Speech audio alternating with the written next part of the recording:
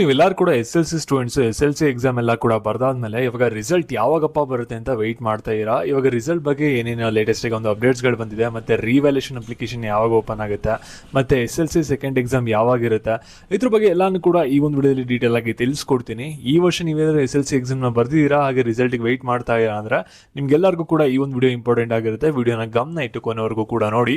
ಅದಕ್ಕಿಂತ ಮುಂಚೆ ಯಾರು ಚಾನಲ್ ಸಬ್ಸ್ಕ್ರೈಬ್ ಮಾಡ್ಕೊಂಡ್ರಲ್ಲ ಪ್ರತಿಯೊಬ್ಬರು ಕೂಡ ಸಬ್ಸ್ಕ್ರೈಬ್ ಮಾಡ್ಕೊಳ್ಳಿ. ಹಾಗೆ ಪ್ರತಿಯೊಬ್ಬರು ಕೂಡ ವಿಡಿಯೋಗೊಂದು ಲೈಕ್ ಕೊಡಿ. ಯಾಕೆಂದ್ರೆ ನೀವು ಮಾಡುವಂತ ಒಂದು ಸಣ್ಣ ಲೈಕ್, ಒಂದು ಸಣ್ಣ ಸಬ್ಸ್ಕ್ರೈಬ್ ಇಂದ ನಿಮ್ಗೆ ಇದೇ ರೀತಿ ಒಂದು ಕಂಟಿನ್ಯೂಸ್ ಆಗಿ ಒಂದು ಅಪ್ಡೇಟ್ಸ್ ಗಳನ್ನ ನೀಡ್ತಾ ಇರಬಹುದಾಗಿರುತ್ತೆ. ರಿಸಲ್ಟ್ ಬಂದಾದ್ಮೇಲೆ ನಿಮಗೆ ಸ್ಕಾಲರ್ಶಿಪ್ ಅಪ್ಡೇಟ್ಸ್ ಗಳನ್ನ ನೀಡಬಹುದಾಗಿರುತ್ತೆ. ಅದಕ್ಕೋಸ್ಕರ ಪ್ರತಿಯೊಬ್ಬರು ಕೂಡ ಚಾನಲ್ ಸಬ್ಸ್ಕ್ರೈಬ್ ಮಾಡ್ಕೊಂಡು ವಿಡಿಯೋಗೊಂದು ಲೈಕ್ ಕೊಡಿ.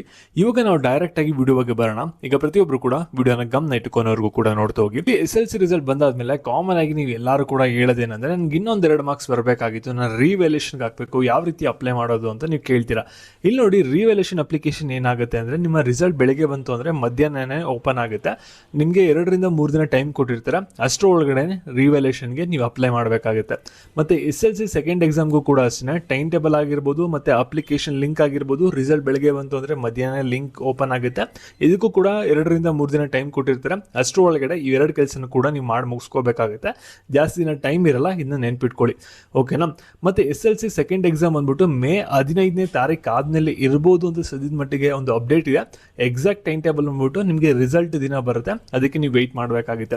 ಇಲ್ಲಿ ನೀವೆಲ್ಲರೂ ಕೂಡ ವೆಯ್ಟ್ ಮಾಡ್ತಾ ಇರೋದು SLC ರಿಸಲ್ಟ್ ಯಾವಾಗಪ್ಪ ಬರುತ್ತೆ ಅಂತ ವೆಯ್ಟ್ ಮಾಡ್ತಾ ಇರಾ. ಇಲ್ಲಿ ನೋಡಿ, SLC ಎಕ್ಸಾಮ್ ನೀವೆಲ್ಲರೂ ಕೂಡ ಇವಾಗ ತಾನೇ ಮುಗಿಸಿದಿರಾ. SLC ಪೇಪರ್ ವ್ಯಾಲ್ಯೂಷನ್ ಯೂಶಲಿ ಒಂದು ಪೇಪರ್ ಕರೆಕ್ಷನ್ ಹಾಕಿ ಎಷ್ಟು ಟೈಮ್ ತಗೊಳುತ್ತೆ ಅಂದ್ರೆ ಮಿನಿಮಮ್ 15 ದಿನ, ಮ್ಯಾಕ್ಸಿಮಮ್ 30 ದಿನ ಟೈಮ್ ತಗೊಳುತ್ತೆ. ಮತ್ತೆ ಈ ವರ್ಷ ಎಲ್ಲಾ ಕೆಲಸನೂ ಕೂಡ ಫಾಸ್ಟ್ ಆಗಿ ಮಾಡ್ತಾ ಇರೋ ಶಿಕ್ಷಣ ಇಲಾಖೆಯವರು. ಅದರಿಂದ ನಿಮಗೆ ಈ ವರ್ಷ ರಿಸಲ್ಟ್ ನ ಬಿಡಕ್ಕೆ ಜಾಸ್ತಿ ಟೈಮ್ ನ ತಗೊಳ್ಳಲ್ಲ. ಮತ್ತೆ ನಿಮ್ಮ SLC ಟೈಮ್ ಟೇಬಲ್ ಬಿಡಬೇಕಾದ್ರೆ ನಿಮ್ಮ ರಿಸಲ್ಟ್ ಡೇಟ್ ಕೂಡ ಅವಾಗಲೇ ಫಿಕ್ಸ್ ಮಾಡಿದ್ರು. ಏನಂದ್ರೆ ಏಪ್ರಿಲ್ 24ನೇ ತಾರೀಕು ರಿಸಲ್ಟ್ ಕೊಡಬೇಕು ಅಂತ ಅವ್ರು ಅನ್ಕೊಂಡಿದ್ದಾರೆ. ನಿಮ್ಮ ಪೇಪರ್ ವ್ಯಾಲ್ಯೂಷನ್ ಎಲ್ಲ ಕೂಡ ಕರೆಕ್ಟ್ ಆಗೈತೆ ಅಂದ್ರೆ ಏಪ್ರಿಲ್ 24ನೇ ತಾರೀಕು ರಿಸಲ್ಟ್ ಬರುತ್ತೆ.